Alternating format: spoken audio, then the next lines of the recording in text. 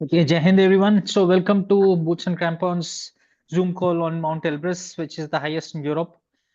And today we're going to cover all aspects about the climb and any questions you have whatsoever about the climb. I'm sure you're already part of WhatsApp group for Mount Elbrus. If you're not, you can let us know, and we'll be happy to add you in the group which is there, right? So Mount Elbrus, as I mentioned, is the highest in Europe, 5642 meters. And the peculiarity of the mountain is one, it's very cold, right? So, cold wise, you need to be very careful. Second is unpredictability of the weather. So, the unpredictability we can't do, it's just that we make sure that the dress you are having or the clothing, gear, and all that's up to the mark. So, that is covered on day one of the climb, as happens in any of our other climbs, be it Everest Base Camp or Kilimanjaro. That day one, once we reach, we check the complete gear, and there are a lot of rental options available. In case something is found not suitable for the mountain, we can always rent it out, and there in Russia. So the whole thing starts by arriving to a place called Mineralline Vodi, and the airport code is MRV. So you fly out, can fly out from your location to Moscow and then to Mineral Body. Generally, we do is directly we reach MRV. So from Delhi and Bombay, they are connecting flights from Delhi to Dubai and Dubai to MRV. So you don't have to go to Moscow until unless you want to travel, meet your friends, or explore the city, right? So once you reach MRV, we do a airport pickup. We reach a place which is about 3.5 hours from the airport. That's a place called Azov. Right, so from Azov, the whole thing starts. That's the nearest roadhead, and that is the place from where we take the chairlift. Point to note in Elbrus is that there are no camps except there's this base camp. From base camp, directly you hit for the summit. So acclimatization becomes important. So once you reach on day one, we are at an altitude of 2,100 meters. And then after doing gear check and all, subsequently we keep acclimatizing.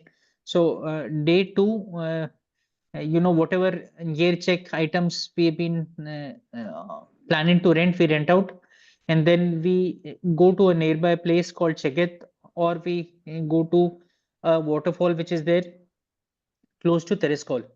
So it's about 3,000 odd meters. So from 2,100, we climb up to 3,000, spend some time, and then you come back to your hotel, which is there in Azov. Right. After that, on day three, we start moving to the mountain hut. So and there's a chairlift which is available. You take a chairlift up, and there are three levels to that. You go to first level, get down, take another chairlift, then third chairlift, and then you climb up to the mountain refuge. Once you reach the uh, chairlift end, from there there's a vehicle, and they call it mm, uh, a trailer sort of a vehicle wherein all the people they fit in along with the luggage, and don't go to mountain refuge or mountain hut, which is close to 3,700 or 800 odd meters. Once we reach there, then our acclimatization schedule starts and all. Uh, for this mountain, you need to have a sleeping bag. Mattresses are already provided where we are staying, and then your complete gear and all you should be having. I'll come on to the gear part subsequently.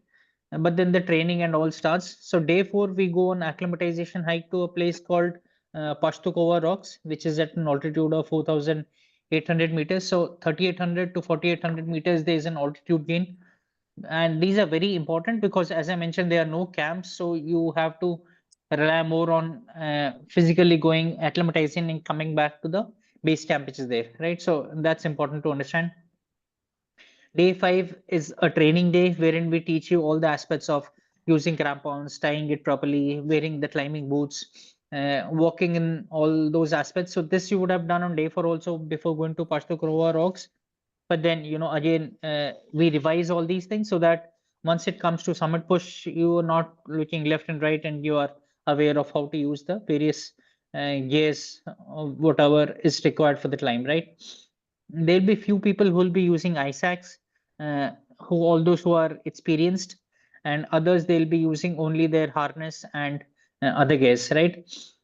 And day 6 early morning we start. So as I mentioned earlier, the weather plays a key role. So based on that, we decide that what time we should be starting. Generally, what we do is we take a vehicle, again snowcat they call it, and we go to an altitude which is close to 5,000, between 5,000 and 5,100 meters. And once we reach there, since we have gone in a vehicle, so we get down and then we start climbing from 5,100 to 5,600 meters. Uh, there could be winds, and like last time we had gone, there were strong winds, so we got to be prepared for such things, and that's why gear importance of gear becomes very high, right? After day 6 summit, we come back to the mountain hut. Day 7 is a buffer day, just in case the weather on day 6 is not good. We extend it on day 7, and then day 8 is the final day wherein we get down from the mountain hut to the hotel, and then we take the uh, vehicle to the airport, and then we fly back from MRV. This was in general about the itinerary. As I mentioned earlier, the gear is important. So gear starts with, we'll start with crampons. You need proper crampons for climbing.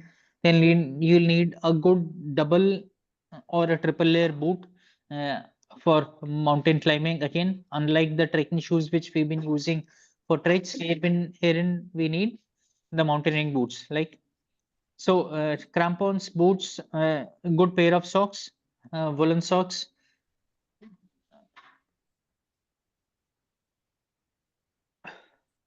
I'm sorry, there was some call which is coming. Right, so crampons, boots, woolen socks. Then for the lower body, you'll need good thermal and a good fleece-lined trousers with a windproof cover, so that in case of winds or snowfall, you are able to protect yourself. On the upper body, you'll need thermals, fleece jacket, a down jacket, and a hard shell. Again, for rains and strong winds, which is very common there on the mountain. You'll need a harness along with your carabiner, because there are small patches wherein you'll have fixed rope which is there. So you need to anchor to those, just for making sure in case of a slip you are able to arrest with the help of a carabiner and the safety anchor. Don't worry if you've never used it earlier, it's our job to train you. Just that you've got to be prepared for this learning, which I'm sure once you're committing for a climb like Elbrus, you'll be very much interested in learning all these aspects. Upper body, you'll have all these things. You'll also have double layer gloves, one thin liner merino wool, and then one thick outer gloves or the mitten. You'll need two trekking poles. You'll need a good headlight along with spare batteries, two water bottles, and thermos, a good day pack for the summit push, because other days you'll not be needing much of the big pack. So a duffel bag and a day pack will be enough. Day pack will have your snacks, it will have your water bottle and whatever things you want to carry for the day. Mm, so this is in general about the gear. Yeah, headgear, again, you'll have good woolen cap to make sure, and a hoodie from a jacket to make sure it's not very cold on the head, right? And yeah, make sure everything is waterproof. Your backpack should have a rain cover, and everything is packed in polythene bags just to make sure in case of snowfall things don't get wet. Right, this was as regarding gear. Um, Elbrus, as I said, major challenge is acclimatization, weather, and cold temperatures, which a good gear or a good clothing will help you out. Rental, as I mentioned, everything is available there on rent in Elbrus, but yeah, it gets a bit expensive. So if you can rent it out in India, that again is an option. We can help you out with that as well. Visa processing, there's this guy, he handles, we've been banking on him for all the visas till now. We'll share you the number as we reach closer to maybe June and July, and he'll be able to help you out with a small fees for getting the visa approved for Russia. Right. Uh, Flight tickets I've already mentioned. This I've mentioned. Gear I've mentioned. Itinerary is done. Uh, Food wise, you'll have both options of vegetarian, non-vegetarian. Since it's a different country, So, different cultures, obviously, we'll have to adjust accordingly. You'll not have a typical Indian food. In fact, there are various restaurants, they also don't serve exactly an Indian food. Yeah, but then we all understand it's a small climb, 8 days, including travel. So it should be manageable, right? Mm, Gear is, yeah, good goggles again helps. If you have ski goggles, it's fine. Otherwise, good normal goggles with, which protect the eye completely should be used. That was in general I had to cover. So we have two batches. And the first batch is starting on 2nd of August. The second batch is starting on 10th of August. So these are the two options which are available. I'm sure you have gone through the itinerary. We'll also go through the list of personal medication you're supposed to carry as we reach closer to the dates. Uh, That's about it. It's not a technical climb per se because there are no ascender to be used, no descender to be used. It's just a normal climb, but then you need to use crampons and all, which is quite okay. You get to learn in 1 or 2 days, you get the hang of it, and then you can use it. This time, as I mentioned, we had a team of 25. All 25 made it to the summit. It was a good team. We had uh, good, very strong as well as strong and not very strong climbers, but then yeah, everyone, because the team effort, everybody pulled each other, and then we made it to the summit in spite of having bad weather, strong winds, and all. So this time also we hope to replicate the same. Um, Now, in case you have questions, you're please most welcome to ask. Romel, will there be any problem for US passport holders in getting the visa? Should not be an issue, sir, because but then we have never had an issue in the uh, last 4 or 5 years. I've been there on Elbrus, but then I'm not sure if we had US passport holders. So it should not be an issue in general, I think. My grandson is a US passport holder. All right. Yeah, We'll check Roman with the sir. visa agent. I think they should be able to guide us. Should That's fine. Roman sir, audible?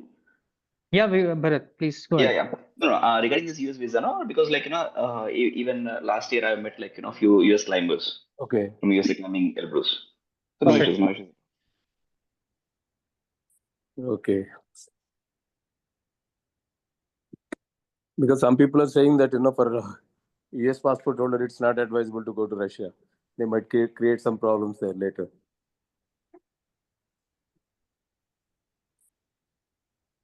I don't think so. There should be an issue if the US climbers are coming and climbing.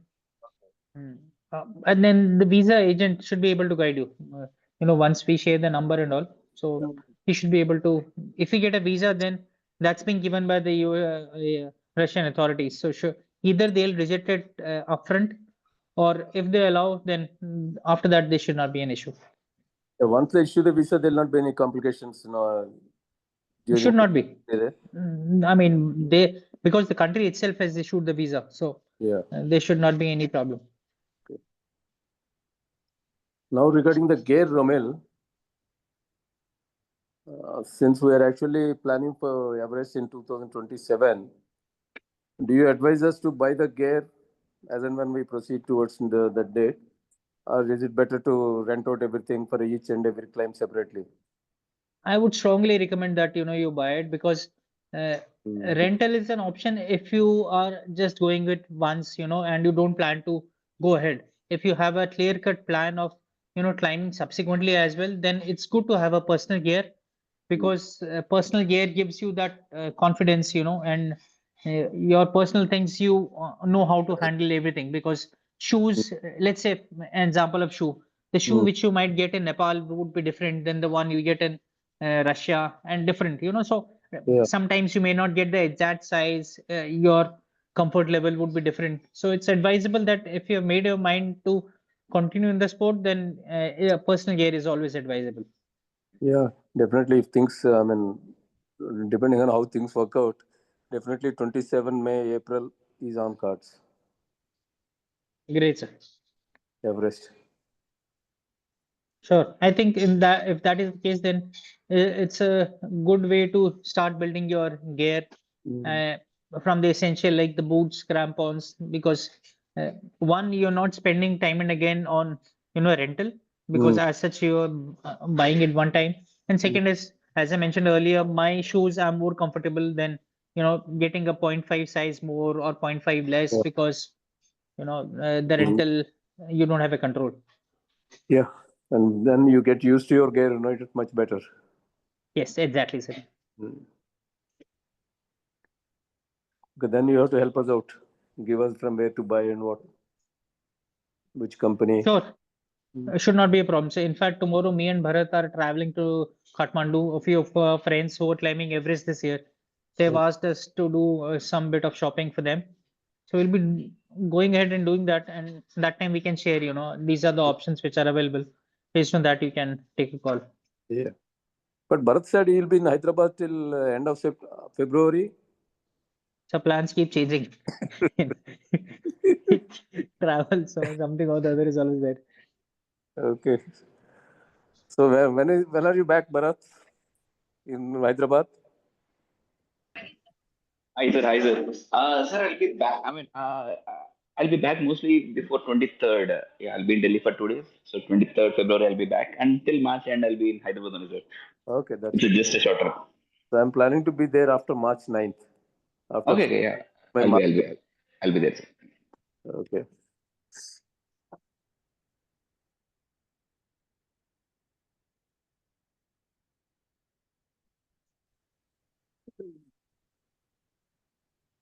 Anyone else more questions about the climb, about anything whatsoever about Elbrus? Romil, I have a question on the rentals. Yeah, Sidhu, sir, please go ahead. It's see, you said there's an option of getting it rented from India itself. So, I mean, I'll be coming from Chennai, for instance. So, how am I going to be able to get it picked up from Delhi or wherever? Is it possible that BNC can get this organized and bring it over? So we can courier it to you, sir. You share your address. Whatever is available in India, we'll get it courier to your place. Not a problem. Oh, okay. So that includes crampons as well, Yes. crampons and the outer shell, the jacket. Yes. Whatever. So we'll share a list with you, whatever Yes. is required for the climb, and based on that, you can decide what all you have and what needs to be rented out. Okay. Okay. That's clear. So you'll be sending that list when we get closer to the date, or Yes, sir. By June, we'll be sharing the list with you. that will be good enough. Yeah. And Yes, sir. we're already planning Friendship Peak in June, so it'll be. And for Friendship Peak, will we need these kind of shoes, or normal trekking shoes suffice? No, Friendship Peak, you'll also need climbing boots. So normal trekking shoes will be okay only till camp one, and depending on snow. But then for summit push, definitely you will need a climbing boot. Okay. So for that again, we'll have to rent it out, right? So what happens? The basic ones we provide since it's in India. So the basic ones are already there in Manali. So once you go for the climb, you'll get it there. But Okay. if you want a more advanced one, then we'll have to rent it separately. So there are different varieties which are available in Okay. the climbing boots as well. So we can get to see it once we get to this place, Manali. Yes. Okay. No, for Friendship Peak, the basic ones would do. Sir, it's advisable if you have your personal shoes. The basic ones are very rudimentary. The army and all, they use it in Siachen. But Mm. the other ones are very comfortable, and warmth is also much more. So it's recommended if you have since you plan to buy, so it's Mm. advisable you buy before that, so that you can use it and get the hang of it, rather than, because the rudimentary one which we have and which is generally available, Mm. those are difficult to maneuver and all. So that's the issue. It's good for the army people who've been using it on Siachen and other places, Mhm. but otherwise those are not as warm, because that's uh, I would say close to a double A issue. But then the one which we need for Elbrus or bigger climbs are the triple layer ones, which means the warmth is much more. Okay. Yeah.